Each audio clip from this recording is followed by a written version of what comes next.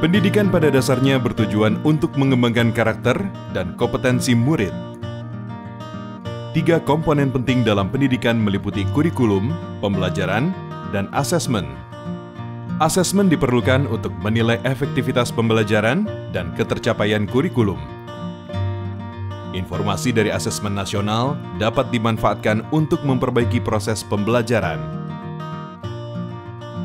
Dengan demikian, asesmen nasional tidak dirancang untuk menghakimi sekolah atau melakukan pemeringkatan sekolah. Informasi yang diperoleh digunakan untuk perbaikan kualitas belajar mengajar yang pada gilirannya akan meningkatkan hasil belajar murid.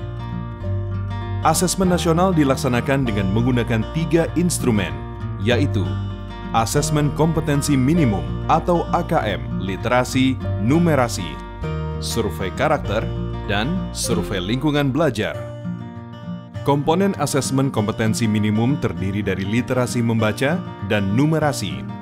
Literasi membaca adalah kemampuan untuk memahami, menggunakan, mengevaluasi, merefleksikan berbagai jenis teks untuk menyelesaikan masalah dan mengembangkan kapasitas individu sebagai warga Indonesia dan warga dunia agar dapat berkontribusi secara produktif di masyarakat. Numerasi merupakan kemampuan berpikir menggunakan konsep, prosedur, fakta, dan alat matematika untuk menyelesaikan masalah sehari-hari pada berbagai jenis konteks yang relevan untuk individu sebagai warga negara Indonesia dan dunia. Instrumen kedua, survei karakter, dikerjakan oleh murid untuk mendapatkan informasi hasil belajar sosial emosional. Survei karakter mengukur 6 aspek profil pelajar Pancasila, yaitu beriman dan bertakwa kepada Tuhan Yang Maha Esa, serta berakhlak mulia, berkebinekaan global, bergotong royong, mandiri, bernalar kritis, dan kreatif. Instrumen ketiga, survei lingkungan belajar, dikerjakan oleh murid, guru, dan kepala sekolah untuk mengukur kualitas berbagai aspek input dan proses belajar mengajar di sekolah.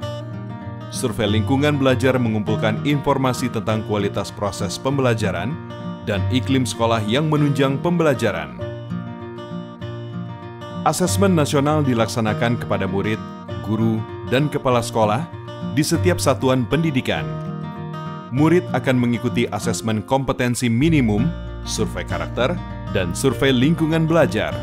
Sementara guru dan kepala sekolah hanya mengikuti survei lingkungan belajar.